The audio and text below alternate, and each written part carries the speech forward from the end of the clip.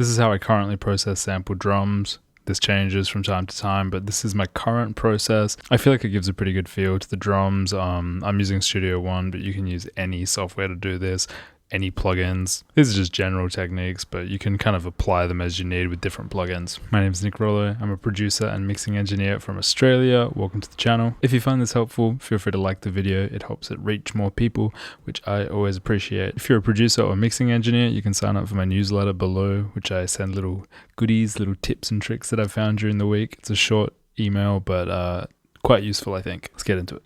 Okay, this is what we are working with. It's not particularly balanced or mixed.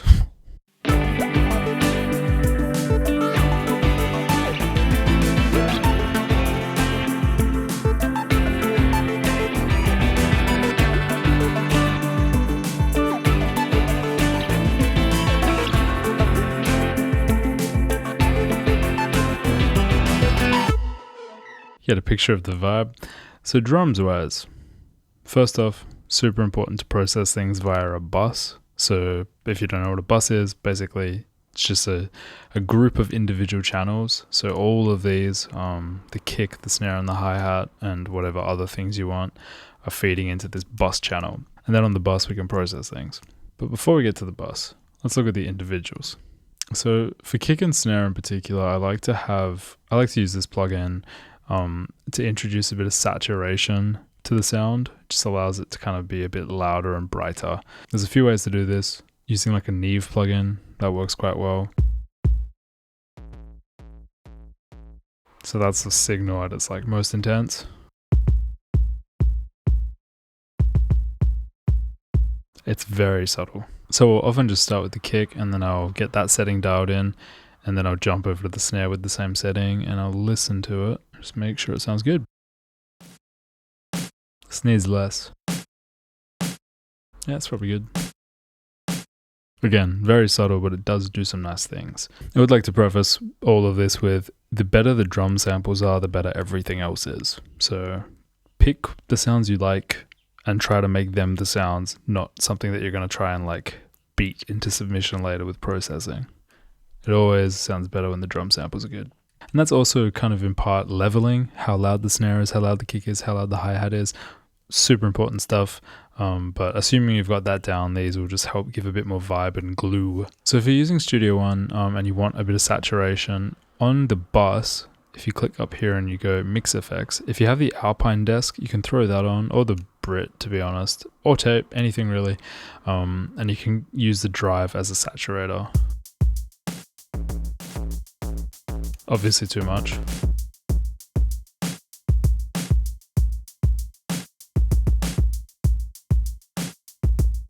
You get the idea, you can kind of mess with it a little bit. Next thing I'd probably do is just chuck on an EQ and just try to decide, like what kind of frequencies you're enjoying on the kick.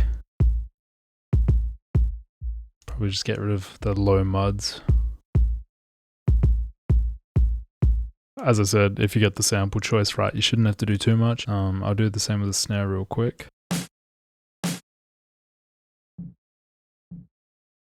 The note here that we're seeing, you can either get rid of it and make your snare really kind of trebly, or you can boost it and give your snare a little bit more thud. It doesn't really matter. It does have different impacts on sort of what's happening in the mix bus processing, but don't stress too much about that. I think just kind of go by ear. If you like it, boost it or keep it the same, and if you dislike it, destroy it.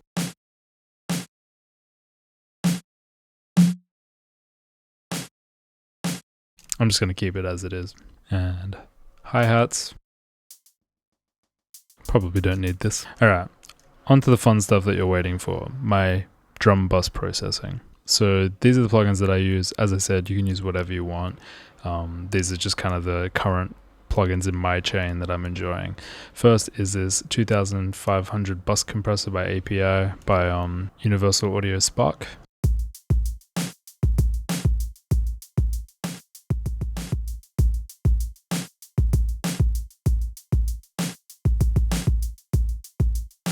I want it between 2 and 1, so 2 decibels of gain reduction. These are the settings I'm using.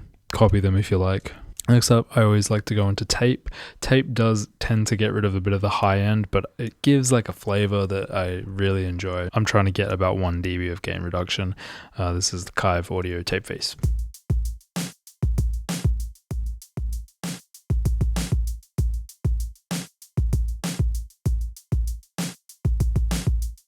You can also saturate here.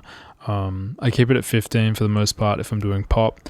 If I am doing lo-fi stuff, I like to go to 7.5. It's just a bit more fun, and I oversample it because that sounds better. Next, this depends on what the genre is, and again, where I'm starting, like what drum samples I'm starting with.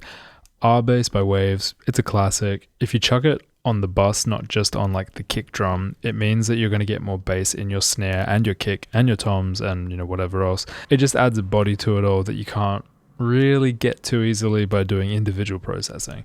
It makes it kind of one unit together.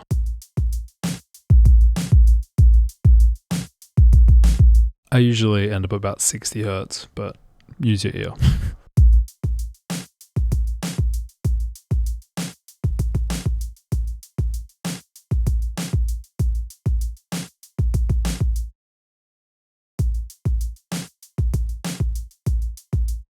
In this case, I don't need too much. There's quite a lot of like sound there on the low end, so by pushing it too hard, it's going to sound quite weighted down and heavy. Next, sometimes a little bit of EQ.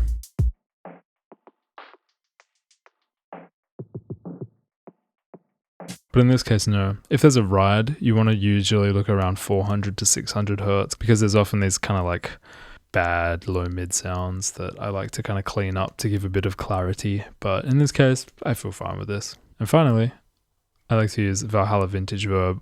Around 3.2% is usually where I land. It just gives it a bit of vibe. You can do this through either on the bus or as a send.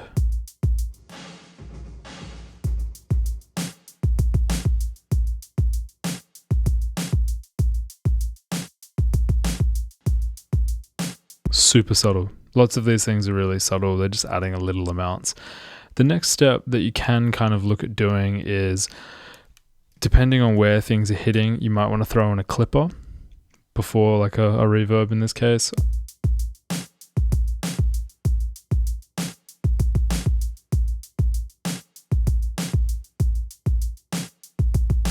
I'd probably have it about here.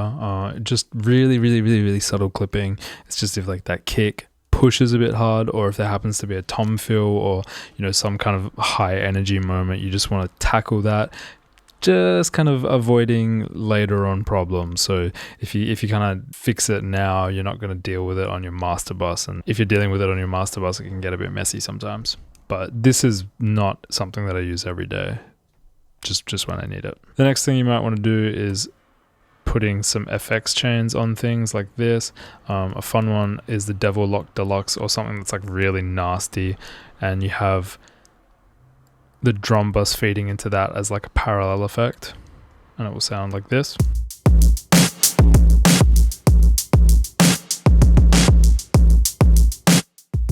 And then you just slowly bring it in.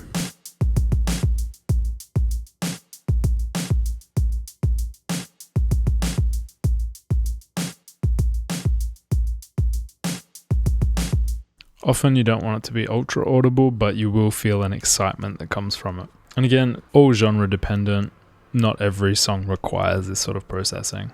For this one, probably not going to use that. But yeah, let's have a listen to the difference. It's probably not going to be crazy, but it does add a lot of vibe, and it's how I process my drums.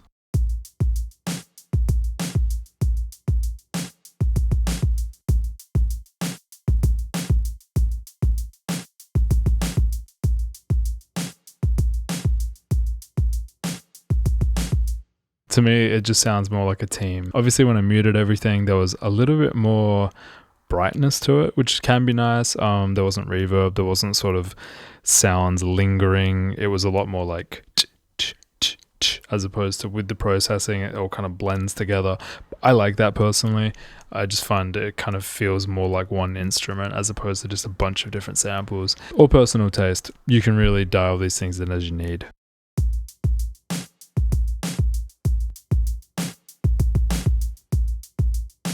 The tape's doing a lot of that kind of high-end processing.